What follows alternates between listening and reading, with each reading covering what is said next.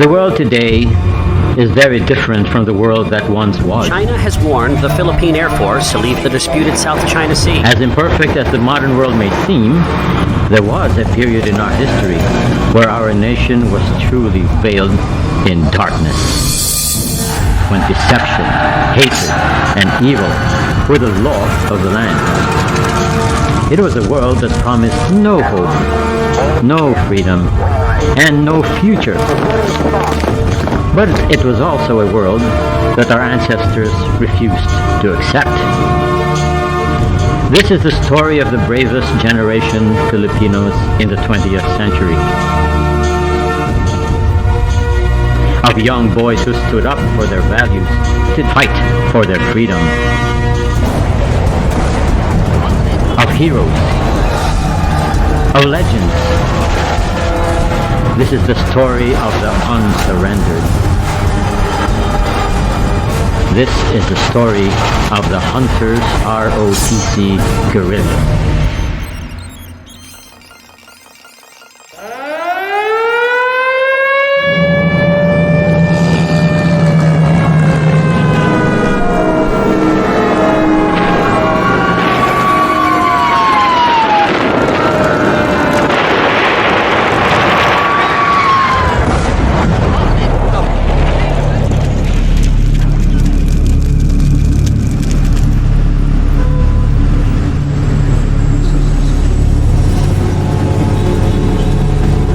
Chap, in my experience, are the worst. I was on Dewey Boulevard in my backyard when they came in. Nung tinitingnan namin sila, nung pumasok sa Pateros, on January 2nd, when they came, napunta ron, nagbibisikleta. I remember a lot of bicycles. I don't know where they stole them from.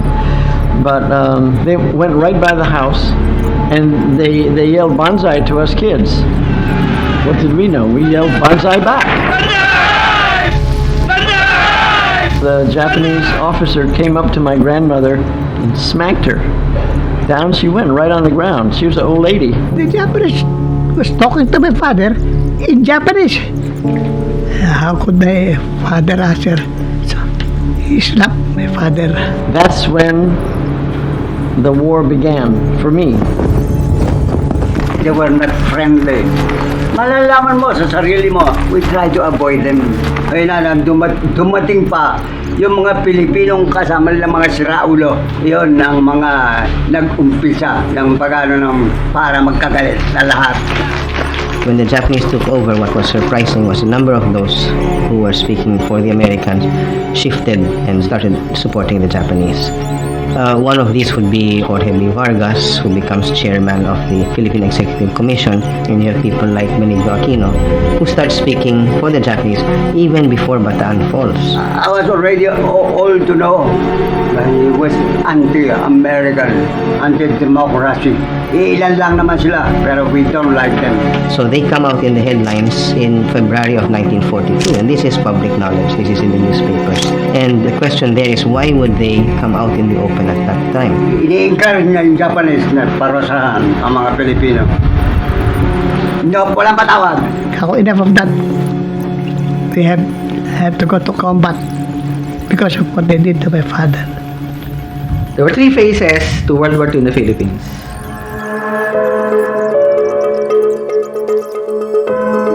Phase 1, they call it the Philippine Defense Campaign. From the Japanese sneak attack on Pearl Harbor and Manila December 8, 1941, up to May 6, 1942, when the United States military authorities in Luzon surrendered. The second stage was from May 6, 1942, the end of American authorities in the Philippines, to October 20, 1944, with the return of MacArthur. And the second stage is the meat of the Filipino contribution to World War II. The guerrillas themselves call this the Philippine Guerrilla Movement.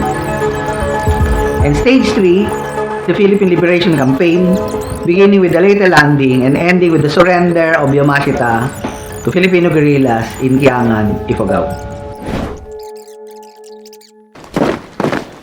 After the invasion, then the Filipinos and the Americans began to fight.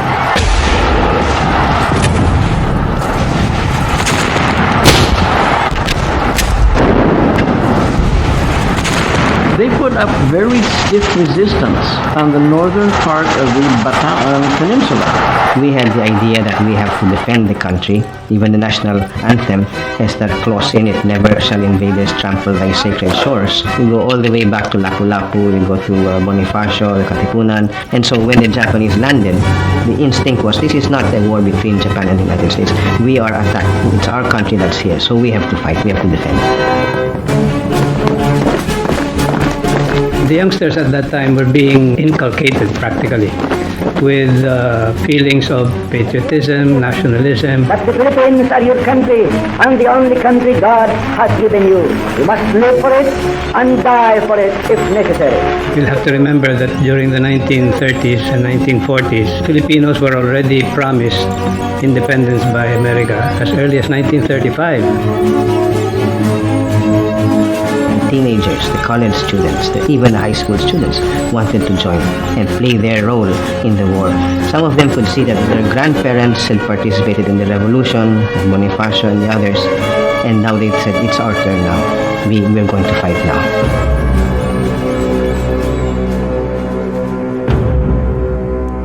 My personal experience in this is what my father told me. He was a second-year cadet at the Philippine Military Academy at the time that the war broke out. Only the third and fourth-year cadets of the PMA were enlisted into the regular Philippine Army. The second-year cadets and the freshmen were told to go home. Pinababa kami lahat sa truck mga bata daw kami. Nung hakakotin na ang sundalo, ikaw baba. Kaya kasama siya, Deboso. Baba kami, saan kami ngayon pupunta? Hindi sila pinadala sa Bataan kasi I think there was a policy to preserve the youth or something. So hindi they were left behind. They were considered either too raw or too untrained or too young. The other ostensible reason they said was there was no firearms for these people, so it was useless. But I think the main reason was these are youngsters, this is the hope of the country, let's preserve them for the future. So, despite the fact that they did not become official soldiers defending the country, what did they do? The Hunters ROTC was first mustered on January 15, 1942, primarily by some of the first-year cadets of the Philippine Military Academy who were residents of San Juan. There were 3 PMA cadets of different years. Miguel Ver was actually a member of Class 43, but he was turned back for academic reasons to Class 44. My father was Class 44, and Gustavo Ingles was Class of 45. So you had the class of 43, 44, and 45. And because of seniority, si Miguel Ver ang kanilang first military commander. By PMA culture, he was immediately looked upon as the leader because he's the oldest. Now, of course, the number of cadets in those classes was too small, so later on they opened it to their other colleagues, their friends, who were from different universities and colleges in Metro Manila, and ROTC cadets. They're all young men. They wanted to serve. They look for venues to be able to do so. They invariably end up with our people in San Juan. We are not studying anymore. Why don't we do something for the country? The idea was, since they were not allowed to join the rest of the USAPE, that they would form a second front in what is now Metro Manila to divert some of the attention of the enemy to themselves and thereby relieve the pressure of the Japanese on the defenders of Bataan. By April 6 of 1942, which was just 4 months later, they had already gone up to the hills. Punta tayo doon. Una, hindi ko alam yung doon. Hindi ako marunong Tagalog eh. Basta doon. Eh, dito kami napunta. Tuloy kami doon sa likod ng Antipolo. The first batch was about 70 to 80 young boys with suitcases going up to the hills. But Colonel Ingles said it all when he told me, alam mo, para kami mga bata lang eh. Para kami nagpipiknik lang. We were just parang having fun. The hunters group started with almost nothing. They had no shoes, they had no bullets, they had no gun, and so they had to find a source for it. Nag-uusapan, how can we get arms? Union College was the first target. Kinuha ang Japanese yung mga arms at saka nilagay doon. Pinaka-sentro ang yung niraid ng mga hunters. Ang espiya namin doon si Ingles, Gustavo Ingles. Dahil si Tavo mukhang bata eh, batang-bata talaga. Kasi karamihan sa amin, Adibosos, Bicolano, hindi lahat no Tagalog. Ako, Bisaya, hindi ko rin alam Tagalog. Ang marunong lang, yan si English. Yun lang ang Tagalog eh. Ang ganda ng planong ginawa ni Terry dyan. Inisip ni Terry yung how to get there, how to transport them, how to avoid the Japanese sentries na nagmamarka doon sa kalsada. Napasok nila yan. Once they got in, they began sewing the bars. Isang pamilya ang gumagwardya, babae at lalaki, mga anak na maliliit pa. And the person in charge there did not want to let them get the arms. And in fact, he threatened to shout and tell the Japanese, look, they're going to steal our arms. And dali naman takutin. And eventually they pacified him. And so that he would not be held responsible, he said, we will tie you up and we will cover your mouth. So it seemed that he was a victim of this. And they did take the firearms out, again, very delicate operation, but this became the nucleus of the firearms of the hunters ROTC. Ang mga hunters na mali, ang karamihan ay batang-bata. The Japanese will doubt that he can fight. At hindi magkakaroon ng isip na iskunin yung armas. Doon nagkamali ang Japanese. They would be going to the armories having fake documents with orders na itatransfer yung mga baril. Officer ka, present your documents, orders, transfer yung baril. O, di ikakarga ng mga Hapon. And then there was one anecdote, sabi nga ni Colonel Nobales, namatay yung makina nung sasakyan nila. So yung mga Hapon pa nagtulak para umandar ulit. Filipino ingenuity yan eh. I mean, you just, andyan ang baril, use your brains. Imagine, binibigay siya yung baril. That you're only able to do this because you're so sure of yourself, kaya-kaya mong gawin yan. They felt na we are in control of our country. But they could only do so many raids and not attract the attention of the Japanese. The Japanese already had sufficient intelligence to realize that something was going on, and they were able to follow the hunters all the way to their camp. Vice Bear, in a very dramatic gesture, manned a machine gun to enable his comrades to escape at the cost of his life. On that day, survivors of the Japanese raid on the hunters' camp realized the seriousness of their situation. So now, their main motivation, in addition to idealism, was revenge. And the first expression of that revenge was the ambush at Pugadlawin. Gagante tayo. Ang Pilipino, lalo na mga hunter, iba ang ugali. Alam mo, there was a place, Pugadlawin kung pangalan. It's a mountain that was cut in the middle so that a road can be passed through. Pugadlawin is in the boundary of Rizal and Laguna. It's kilometer 69. Kasi nandun ako sa tabi ng kilometrahe. They decided that they were going to stage an ambush along that route. They stayed there for 3 days. And it was already Terry Adiboso who was the head of the hunters. Terry Adiboso, ano siya eh? Natural born leader. I was brighter than he in the school, the academy, but in the field, no comparison. Terry naglagay ng tao on both sides. May nakuha pa silang machine gun on that side and on this side. ang sabi ni Terry, after signal. So they ambushed a Japanese convoy of 200 and there were just 19 of them. Pagdating sa isang lugar nagpaputok.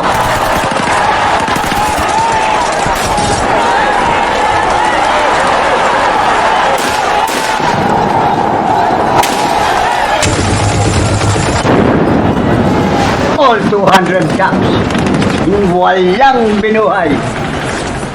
Walang binuhay. Blood cloud sa espalto.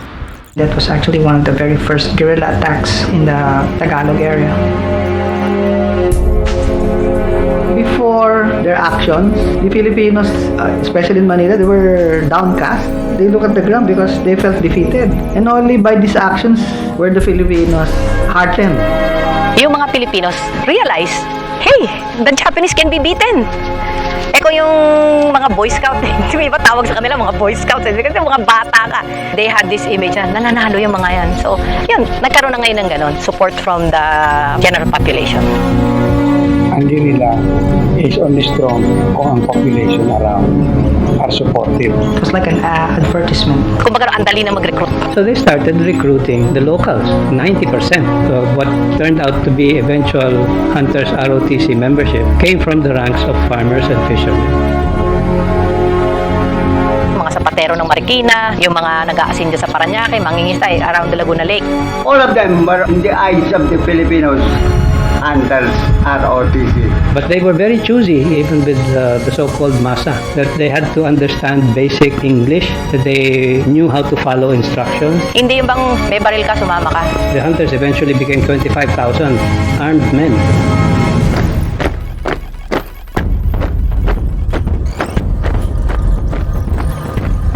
The Japanese, realizing that the guerrilla resistance movement was very strong, carried out several anti-guerrilla operations throughout their stay in the Philippines.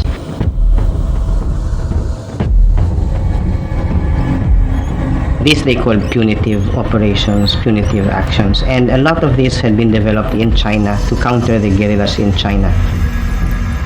They had what they called the Sona, in which case they encircled a particular town, then they would arrest all of the men, bring them to the church, and keep them there. They would have a collaborator with a bayong covering his head, and this collaborator would be asked to point out the guerrillas, and he would point out who was who. Whether this was correct or not, we don't know. But whoever that was pointing had to point to somebody, or else he would be punished himself. 200 plus were all rounded up and brought to the church. And then they were murdered. They were murdered. Ako, nasona ako. Sa bagay, walang pinatay sa amin. Pero at that time na hinuli kami, guerrilla na kami.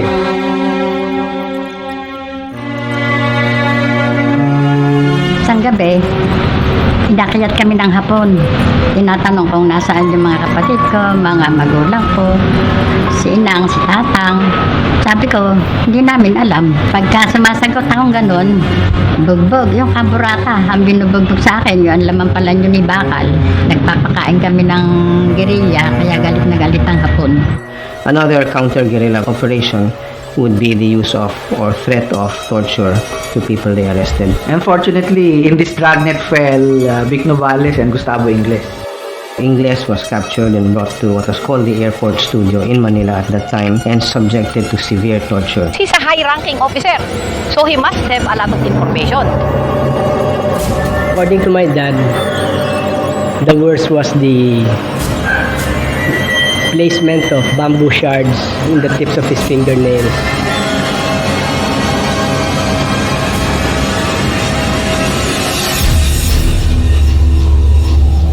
That's when he lost consciousness. The loss of blood could really kill you. All this he endured and hindi siya kumanta. You reach your breaking point eh.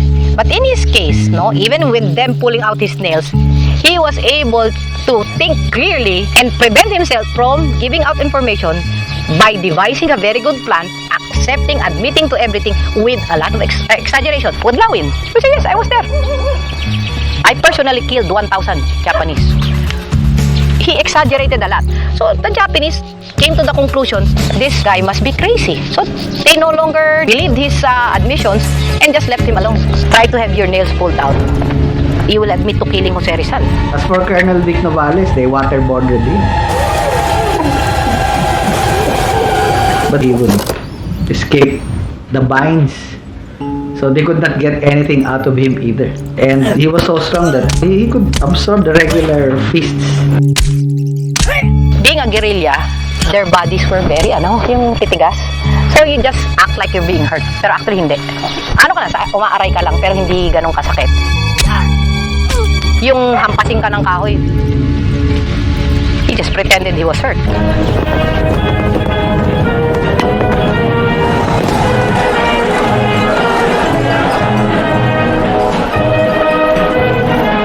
I, Laurel, President of the Republic of the Philippines, do hereby proclaim that a state of war exists between the Republic of the Philippines and the United States of America and Great Britain.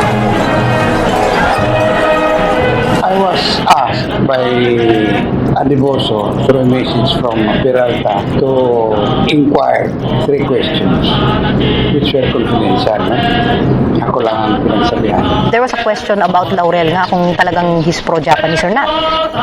Colonel Docampo went inside Malacanang to the room of the president. Doon sa palasyo mismo, yung office ng president, may isa pang office dito, may bintana dyan. Sa second floor. On the other side, na hindi pa nakakahalata yung Hapon, was just there, not realizing guerrilla na itong nando sa kabilang kwarto na tinatanong na si Laurel. Are you going to declare war? Yan isa sa mga question. Sabi niya, why? A state of war already exists. I did not understand the answer. But minimorize ko na lang ang answer. Hindi naman ako politiko, hindi naman ako. I don't understand that language. State of war already exists. Number 2, are you going to conscript Filipino youths? No. The third question. Why did you accept yung position? Because somebody else was going to accept it. Yun ang talagang pro-Japanese. So, he was actually asked to accept the position para hindi na iba ang ma-assign. So, doon pa lang, alam nila, hindi pro-Japanese si Laurel. Pero for the longest time, ang tingin kay Laurel, pro-Japanese.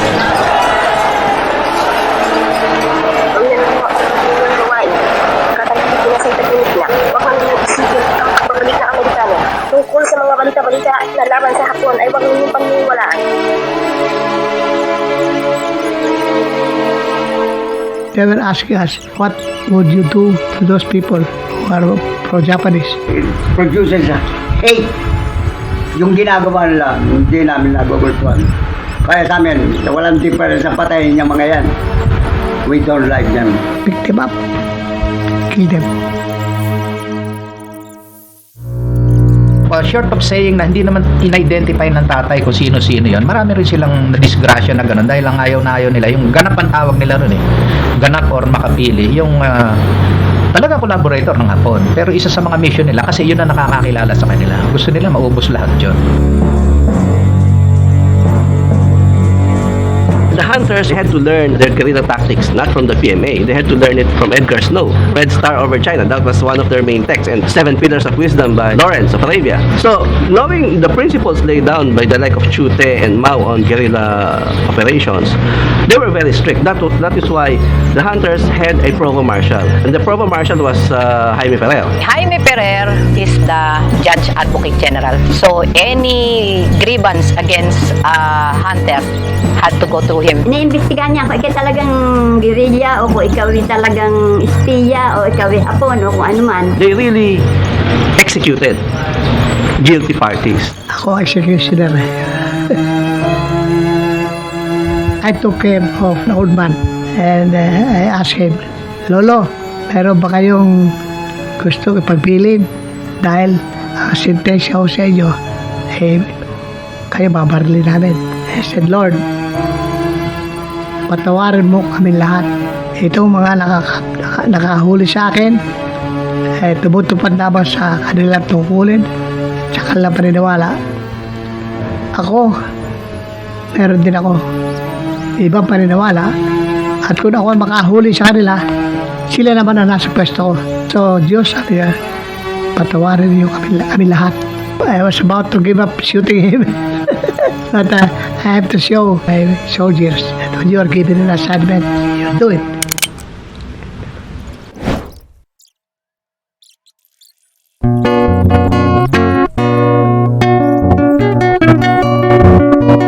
The Japanese simply asked for a conference. Humingi ng meeting si Sakay. Captain Sakai was the Japanese garrison commander and Kempeitai head. And he was a gentleman. Hindi masyadong salbahe. Kaya ang hunter parang pumayag. Sakai was educated in the States at one point, so he spoke English, he understood what conditions were. He was able to actually open up and allowed the guerrillas, the hunters, to come in to meet him. Nang dumating yung mga hunter, ang bulong-bulungan ng mga yung bayan na yan. Mga guerrilla beto. Mga schoolboys ito The reputation of the hunters by this time had become so ferocious that they felt that they were professional soldiers and that they were older. And so when they came face to face with Sakai, they were really so young, they were so innocent looking. It's there that they tried to negotiate a peace, a Christmas truce at least. Why are you fighting? One of his questions. Ang sagot ko lang sa kanya, this is my country. Hindi na siya nakasagot, this is my country.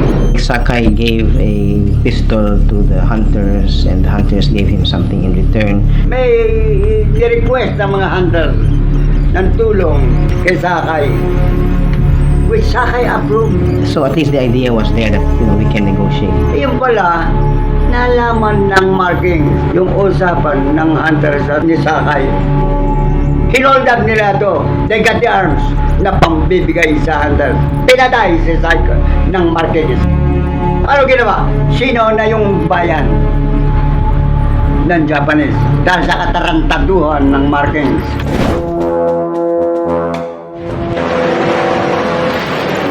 There were so many guerrillas during that time, and instead of fighting the Japanese, they also had jealousy among themselves. In the case of Marking's guerrillas and the hunters, it was really more of a case of turf warfare. They operated in the same area, Rizal, first at the beginning. And because they operated in the same area, they were going to the same barrio people to get limited food, limited medicine, limited clothing, limited support. There's bound to be friction. And that is what naturally happens. But if you look at them in terms of the persons within the groups, the hunters ROTC were younger, 17, 18, early 20s. Many of them were college students and therefore educated. Many of them spoke English very well. The Markings guerrillas, on the other hand, were usually older, late 20s, 30s, and they were workers, they were peasants. In fact, Marking himself was an auto mechanic and a bus driver. So comparing that with the hunters, you'd see that there would probably be some rivalry. College students versus local peasants and local workers. The young people felt they were better because they knew military tactics to ROTC or PMA. Ang babata pa nitong mga ito.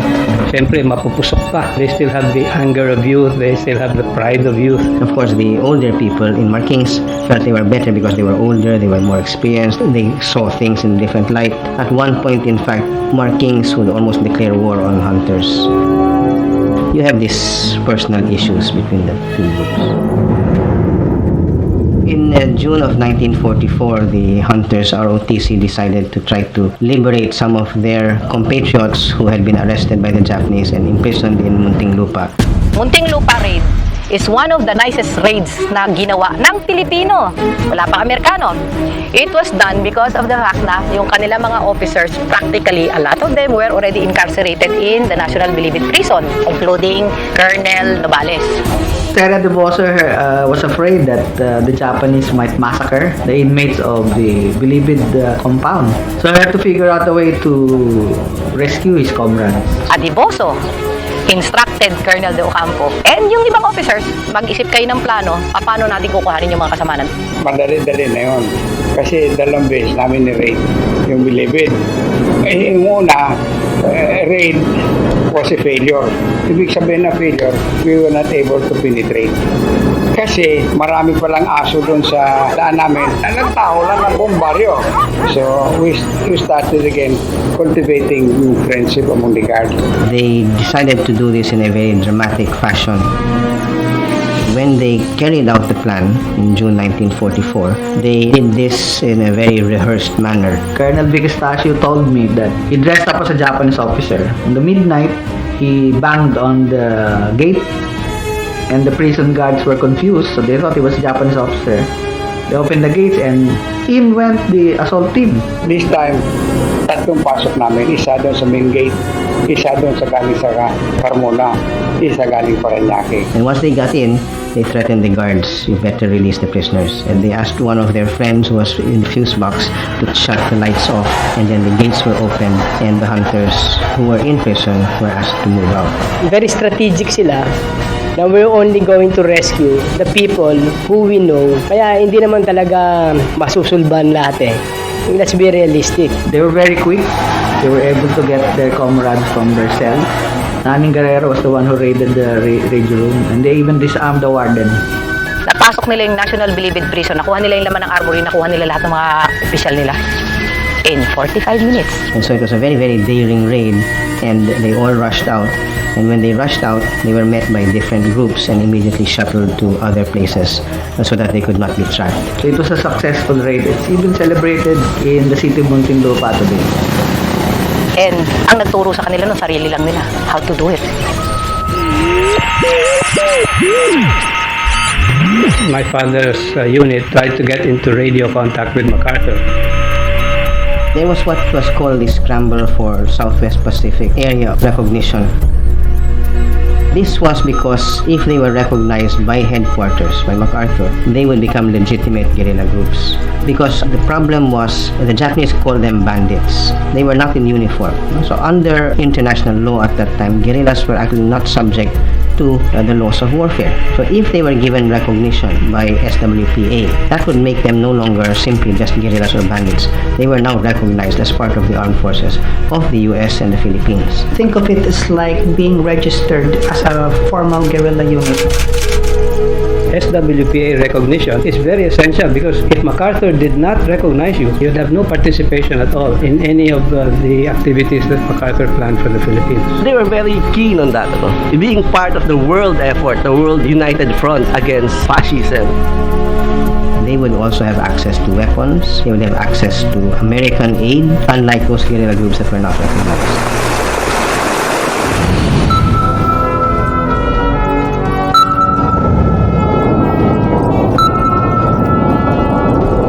MacArthur starts funneling in supplies because Smith and Parsons tell him about all these different guerrilla groups all throughout the islands. And MacArthur makes the case, we're going to set you up in the pre-war military districts. We're going to start sending in teams, radio operators, sabotage experts, weather teams, air warning teams to be able to set up all throughout the islands to get ready for the return. To prepare the way for the Luzon landings, Colonel De Ocampo and the rest of the hunters met with some of these submarines, including the one at Infanta. And so when the submarine came in 1944, it brought with it a lot of modern weapons. Some of the weapons were very modern, for example the M1 carbine, which was very fit for Filipino soldiers because it was very light, it was accurate, easy to operate, not like the heavier guns that they had before the war. So modern weapons came in, the carbine, some rifles, and of course medical equipment and other modern material as well. Binibigyan pati kami ng uniforme, pagkain, mga dilata. All these guerrillas are ready to go. They're well supplied. And that's the great advantage he has coming back to the Philippines, is that guerrilla resistance movement.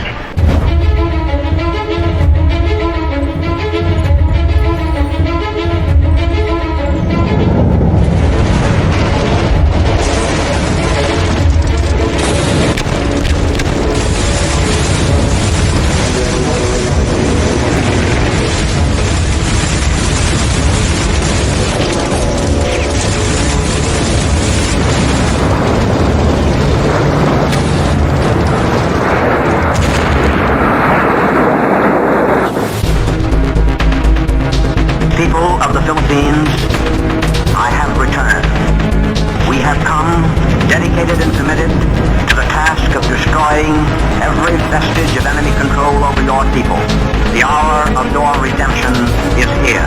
In the landing in Nasugbu, it was Sabo Ingles who had the password para alam ng mga landing forces na they were the legitimate contacts of the American forces here.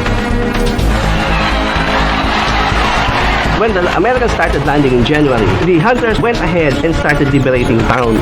Some units of the hunters would actually be heavily engaged in fighting in southern Manila. The liberation of Pateros, Taguig, and then the liberation of the bulk of Fort McKinley was essentially a hunters ROTC operation. Sinabari Ocampo, they were the ones who drove out the Japanese at Camp McKinley. The defenses in the south were very strong.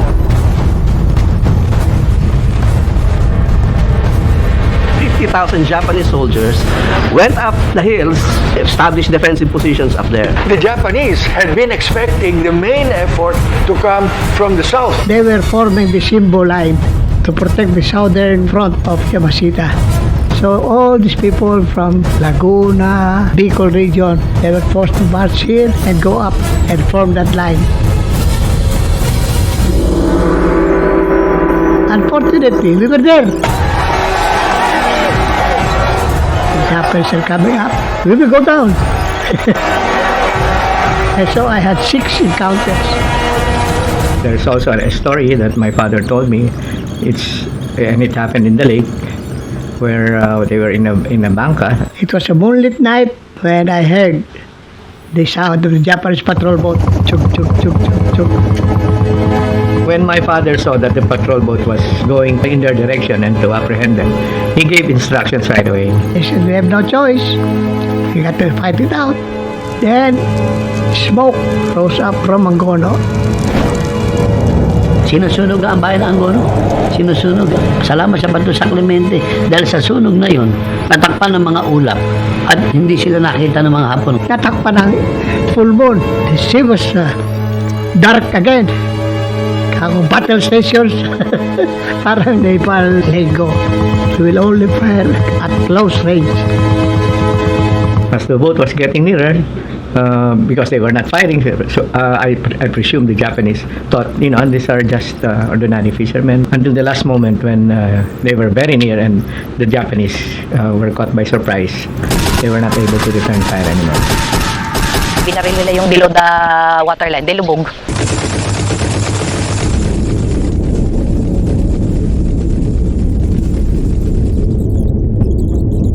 Truthfully, during that time, death never crossed my mind. That's honest with this. I knew that I would not die.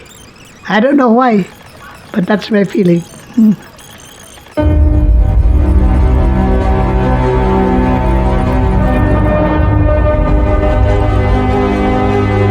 Yung pong liberation ng College Los Banos, Laguna noong February 23, 1945. Gustavo Ingles, he was the one in charge of coordinating all the guerrilla elements. He just came from the National Philippine Prison. He should have just sat out the rest of World War II after having lost his name.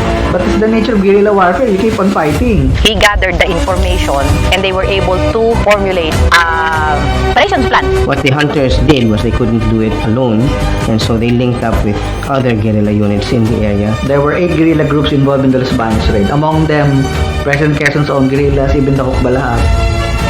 The Rotc, the Chinese guerrilla group, and you have other guerrilla groups who they managed to talk with, negotiate, and put up a united front against the Japanese. Including Marquis. Who was that? They divided work who will be the blocking force, who will assault it. Yung pong Hunters ROTC 45th Raid, siyang attacking force. The Americans were supposed to participate in the raid by dropping paratroopers. After the paratroopers would secure the area, these amphibious landing tanks would be sent in from Laguna de Bay and brought into Los Banos. Everyone would be taken out. 8 guerrilla groups voted for a unified ground commander. That was Honorio Naning K. Guerrero. So when the day came to liberate Los Banos, the Hunters ROTC played a very key role in neutralizing the Japanese positions. Kami po lamang ang unit na pumasok mismo sa College Laguna upang maisalba namin yung 2,147 Allied internists na naka-schedule na masakarin na ng mga Hapon. They caught the Japanese at their morning exercises and they were shooting them, like chickens. The Americans dropped in when this was already going on. The Americans came late because they did not have enough troops.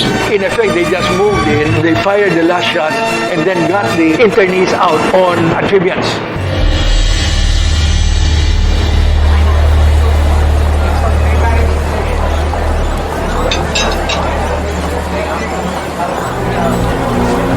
It was actually the largest PLW rescue in World War II. It was bigger than the celebrated Cabanatuan raid. And the Los Banos raid is a major event in stage 3 of World War II in the Philippines, the Philippine Liberation Campaign.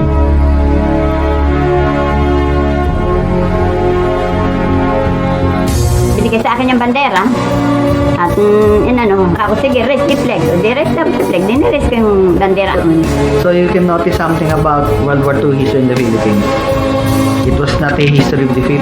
It was a history of victory. Of course, you had the Bataan Death March. But actually, the sacrifices at Bataan and Corridor paved the way for a stronger guerrilla force around the country. Those who refused to surrender entered the resistance, creating one of the strongest underground forces throughout history. We call these guerrilla people unsurrendered because they did not surrender to the Japanese and they continued on defending the country. Let us accept nagkaroon ng time na victims ang Pilipino. But there was also a time na dapat natin na yung mga Filipinos were not victims. They took hold of their own fate and they won. These guerrilla victories prove that our history is a history of victory.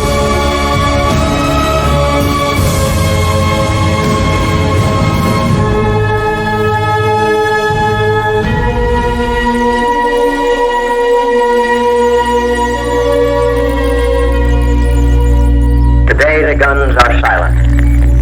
A great tragedy has ended. A new era is upon us. It is my earnest hope, and indeed the hope of all mankind, a better world shall emerge out of the blood and carnage of the past. A world founded upon faith and understanding. A world of freedom, tolerance, and justice. We went about our own. We were young. We got married. Raised up our own children. And living. You cannot be fighting all the time. And especially when you have no enemy. They became engineers, they became scientists, they had regular jobs. But because of the exposure to command, a number of them ran for government office. You have Raul Lapos, became senator. Terry Alevoso would become instrumental in assisting the government in various capacities. A man of his vision. I salute him. Many of the ROTC people, in fact, would work very closely with the Magsaysay administration. And later on, some of the hunters served in the government of Estado Macapagal. Manay Ocampo became president of the Philippine Veterans Bank. And so they continued this idea of patriotism, not by fighting, but serving the government.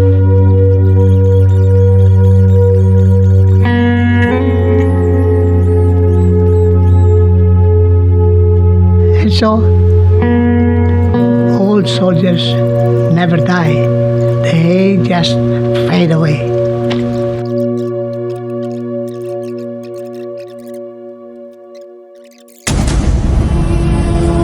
What the Hunters ROTC men showed was that even at a young age, you can make a mark on Philippine history. You are never young enough to play your role in developing the country. They took responsibility. They didn't wait around for the Americans or anybody to give them help. They took care of the problem themselves. It's a great honor for us at kami napabilang din sa ganung mga lalaki, sa mga kabataan. Hindi nag-alala nung ano ba magiging pakinabang natin dito. Pinaglaban ng mga guerrilla, walang pera involved eh. Arangalan, kalayaan. You know your country. You know the problems represent this country. And you know that we are the ones to solve, not people from abroad, not people from anywhere else, our own people. Today we don't have a war, and hopefully we will never have a war again. But there are ways by which the youth can get involved and they can make their mark on the Philippines. They're never too young to do this. It's the turn of Generation Y and Generation Z. They must step up to the plate.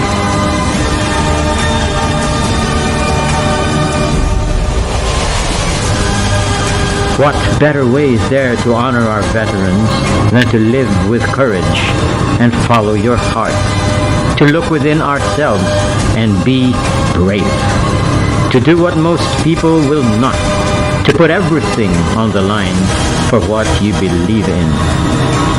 Heroes by their very nature are exceptional. Can we expect that for the youth today?